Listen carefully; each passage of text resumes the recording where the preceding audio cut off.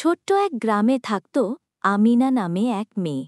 তার বয়স মাত্র 10 বছর, কিন্তু মন ছিল অনেক বড়। প্রতিদিন সকালে সে একদিন স্কুলে যাওয়ার পথে আমিনা দেখল এক বৃদ্ধা রাস্তায় বসে কাঁদছেন। তার হাতে একটি ছোট ব্যাগ, যা মনে হচ্ছে ফেটে গেছে, আর ভিতরের সবজিগুলো রাস্তায় ছড়িয়ে পড়েছে। সবাই পাশ কাটিয়ে চলে যাচ্ছে, কেউ সাহায্য করছে না। আমিনা দৌড়ে গিয়ে বলল, দাদি, আপনি চিন্তা করবেন না, আমি সাহায্য করছি। সে মাটিতে বসে সব সবজি কুড়িয়ে ব্যাগে ভরে দিল।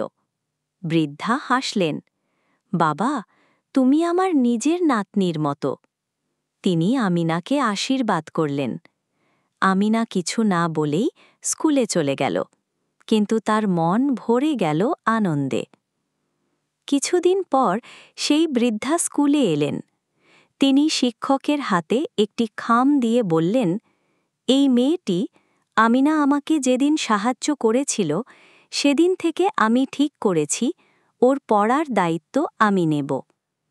শিক্ষক অবাক হয়ে আমিনাকে ডাকলেন। সেদিন থেকেই আমিনার জীবন বদলে গেল। সে আরও মনোযোগ দিয়ে পড়াশোনা শুরু করল, বড় হয়ে ডাক্তার হল এবং গরিবদের জন্য বিনা পয়সায় চিকিৎসা দিতে লাগল। গ্রামের মানুষ বলে, যে হৃদয়ে দয়া থাকে, আল্লাহ সেই হৃদয়কেই সবচেয়ে বেশি ভালোবাসেন। শিক্ষণীয় কথা, ছোট একটি দয়া বড় আশীর্বাদে পরিণত হতে পারে।